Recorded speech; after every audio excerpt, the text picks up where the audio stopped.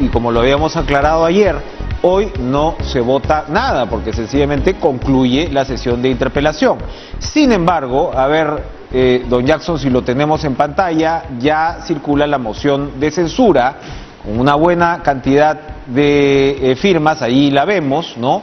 Donde, bueno, básicamente se sostiene que durante la interpelación el ministro Maraví no ha deslindado de las relaciones con personas vinculadas a Sendero Luminoso, a Movadef, y que ello haría insostenible su permanencia en el cargo. Es un buen número de firmas, pero, ojo, esta moción de censura no tiene sello de mesa de partes. Eso quiere decir que, al menos al momento que este documento ha sido circulado, no ha sido recibido por mesa de partes, y vamos a tratar de entender lo que viene ahora con el expresidente del Consejo de Ministros, Juan Jiménez, que por supuesto sabe mucho de estas materias, a quien le damos la bienvenida.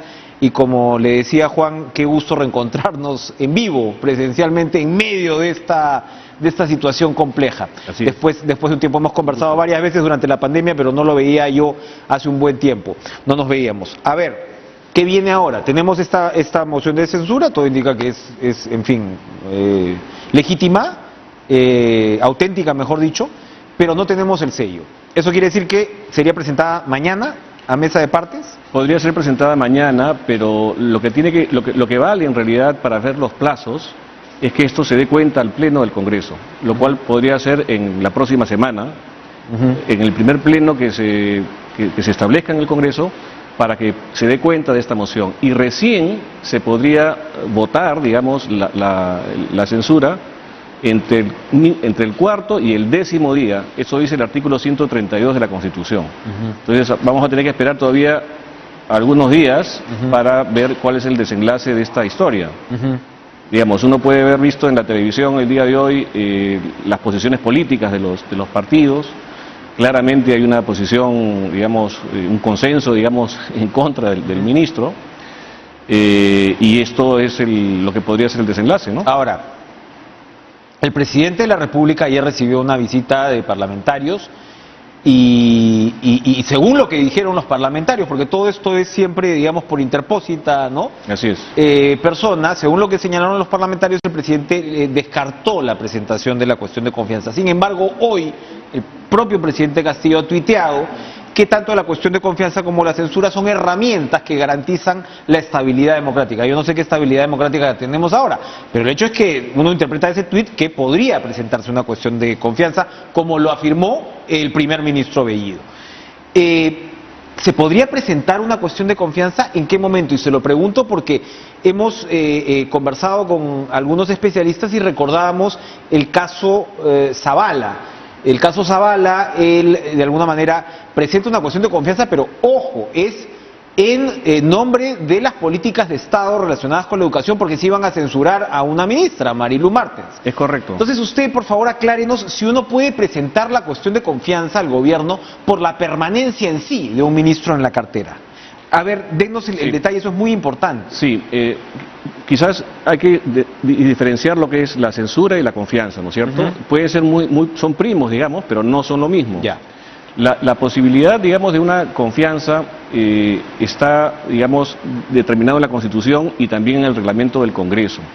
Y hay un tercer instrumento importante a tener en cuenta, que es una sentencia del Tribunal Constitucional del año 2018, precisamente en relación a la cuestión de confianza.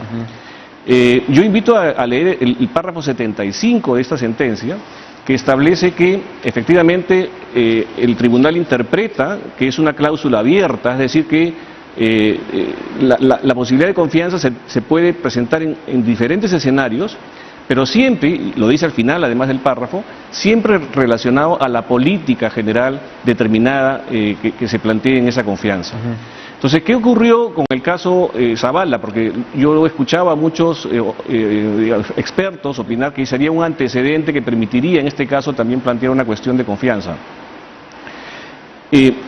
Martens era la ministra de Educación que el año 2017, en septiembre, iba a ser censurada. Pero no era la primera. Ya en diciembre del 2016, 8 meses antes, el ministro Saavedra fue el primer ministro, digamos, de la gestión de PPK que fue censurado. Entonces ya en 8 meses, 2 ministros que son censurados ya afectan la política y educativa. que seguían además una misma línea de política Correcto. educativa, ¿no? Y de hecho, cuando Zavala plantea la cuestión de confianza, lo que invoca es precisamente que se está afectando la política general educativa del gobierno. Y entonces plantea con todo el gabinete presente la cuestión de confianza ante el Congreso. Entonces, creo que no son circunstancias iguales que podrían sustentarse o que podría considerarse un antecedente para el caso actual, ¿no? Yo creo que el caso actual no se ha discutido ninguna política general de trabajo. No, y en la moción no está. Así es, y básicamente lo que se está discutiendo aquí es la idoneidad del ministro Maraví, entonces ese es otro tema, ¿no? El presidente, si bien el presidente le dijo a los congresistas que no iba a presentar la cuestión de confianza, vamos a ver qué ocurre, ¿no? Ahora con esta situación, con esta presentación que, como usted señala, facilitaría una censura, por lo que hemos visto en el debate, a esa... ¿Cuántos votos se necesitan para censurar? 66. Bueno, parecería. 2/3.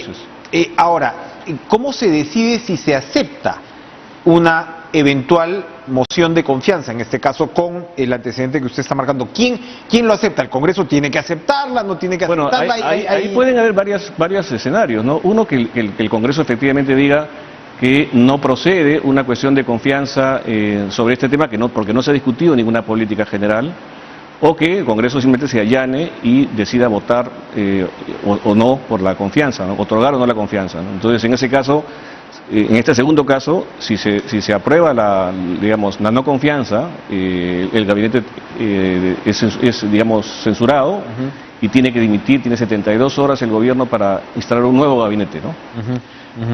Pero bueno, esa sería una circunstancia muy penosa, yo diría, para el país, ¿no? Estamos realmente en una situación dramática en el Perú para estar otra vez en estas situaciones, y creo que de alguna manera uno tiene que tratar que desaparezcan las crisis políticas lo antes posible. O sea, venimos ya en 2 meses de gobierno con una serie de críticas a las personas que están siendo designadas. El gabinete se demoró una eternidad, digamos, en ser instalado al inicio, el cambio del canciller, en fin, han habido muchas críticas que han generado crisis en el gobierno, y creo que lo saludable para un gobierno que recién empieza y un gobierno que quiere gobernar el país, que quiere aportar a la gobernabilidad, es que mate las crisis lo antes posible. Entonces, el caso Maraví... Matar la crisis implica una renuncia ministerial. Implica sacar al ministro, o sea, esa es una potestad que tiene el presidente de la República. El presidente puede mañana mismo abortar esta crisis y pasar a otros temas. Entonces, creo que estamos ya,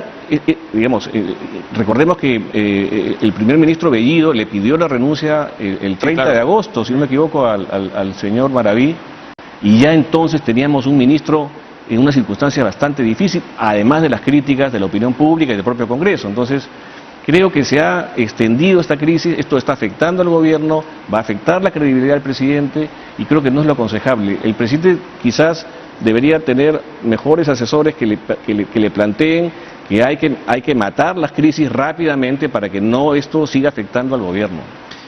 Hay una constante en las declaraciones de los congresistas, digamos, ofrecidas a medios, porque las críticas a Maraví van en paralelo, de alguna manera, con las críticas al primer ministro. Y claro, pareciera, entonces claro, dice, van a ir por uno, van a ir por el otro, y claro, se considera que el estilo de Maraví es sumamente, de Bellido es sumamente confrontacional, ¿no?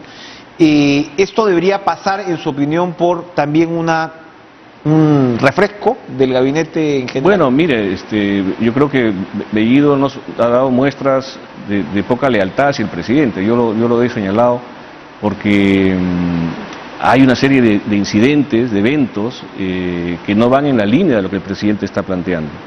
Y creo que ahí habría que hacer de repente algunos ajustes. ¿Cómo es esa relación entre presidente y primer ministro? Porque es muy importante que usted lo diga habiendo sido primer ministro. Tiene que ser. ¿Cómo es este tema de la confianza que le debe tener el presidente, por obvias razones? Tiene que ser muy estrecha, y el primer ministro es un gran colaborador del presidente, ¿no? El primer ministro es vocero del gobierno, pero es un vocero, digamos, alterno. El principal vocero del gobierno es el presidente de la República. Y el primer ministro no solamente, digamos, tiene una gestión con todo el gabinete de articular las políticas, en fin, sino también de colaborar directamente con el presidente en la marcha del gobierno. Quien da la dirección al Estado es el gobierno. Y el primer ministro tiene un rol muy importante en esa materia. Pero si tenemos un primer ministro que no tiene, digamos, una vocación, digamos, de colaborar directamente con el presidente, estamos hablando de un sistema de gobierno que en Europa se llama el dualista, ¿no? Es decir, un primer ministro y un jefe de Estado. Aquí no tenemos ese modelo, aquí tenemos un modelo claramente presidencialista donde el jefe de gabinete es un gran colaborador del gobierno. Pero yo no veo que el señor Bellido tenga una, digamos, performance muy afiatada con el presidente. Más bien vemos que tiene una agenda distinta a la que tiene el presidente. Lo vimos claramente con el incidente del viaje del presidente y con las declaraciones que hizo aquí Bellido. Para ir redondeando, Juan, ¿cuál puede ser la consecuencia? Y esto lo digo porque la Contraloría ya lo está advirtiendo, se siguen dando nombramientos, y acá me refiero ya al tema, digamos, estrictamente legal, nombramientos que no corresponden al perfil de determinados cargos. Y se lo pregunto porque usted es un conocedor de lo que se llama el alto gobierno, ha publicado un interesante libro que incluye la reforma de lo que debería ser el alto gobierno. ¿Cuáles pueden ser las consecuencias ahí? Llama la atención porque ahora mismo en el gobierno de Vizcarra pues ya se está denunciando el tema de Richard Swing, por ejemplo, ¿no? Con la secretaria de Palacio porque no cumplían los perfiles. Correcto. ¿Puede tener esto consecuencias? Sí, sin duda. En la administración pública hay normas que hay que cumplir. Cada puesto en general, salvo los puestos de confianza o los puestos, pero inclusive los puestos de confianza tienen también perfiles. Pero los puestos políticos puede ser que tengan algún tema particular, básicamente de confianza del presidente. Pero en general los puestos en el Estado tienen determinadas categorías y digamos, perfiles profesionales, técnicos, de experiencia que tienen que cumplirse. Si esto no se cumple, esto puede generar responsabilidades a la persona que nombra a estos puestos, inclusive responsabilidades de orden penal y administrativa y civil. Y cuando hablo de civil estoy hablando de que la Contraloría puede plantear la devolución de todas las remuneraciones o salarios que haya percibido de manera indebida porque son nombramientos nulos. Si no cumplen los requisitos son nombramientos nulos. Lo que ocurre con los nombramientos, digamos, políticos, de ministros, de jefes de titulares de entidades, en fin, tiene una particularidad que tenemos que tener en cuenta. El presidente tiene la facultad de nombrar personas, pero por lo menos lo que exige la población, lo que exigimos todos, es que se cumpla un principio que es elemental, que además lo ha reconocido el Tribunal Constitucional, que es el principio del buen gobierno, de la buena administración. Nosotros los peruanos tenemos derecho a que nos gobiernen bien, y la forma que nos gobiernen bien es que tengamos personas que dirijan las instituciones, que tengan las competencias y la experiencia que nos permita hacer que las cosas funcionen. El principal objetivo del gobierno es que las cosas funcionen, porque el gobierno está puesto ahí para que cumpla su deber con los ciudadanos, que promueva los derechos, que brinde servicios públicos adecuados, que brinde una atención de calidad a la ciudadanía. Pero si tiene funcionarios que no tienen competencias, que no saben cómo hacer las cosas, va a ser difícil que podamos cumplir esa meta. Y eso va a perjudicar al propio gobierno, porque el propio gobierno se va a desgastar con el tiempo al no brindar servicios de calidad. Clarísimo. Juan Jiménez, muchas gracias por estar con nosotros. Un gusto reencontrarnos, como decía, y vamos de inmediato rápidamente a enlazarnos con Jorge Montoya.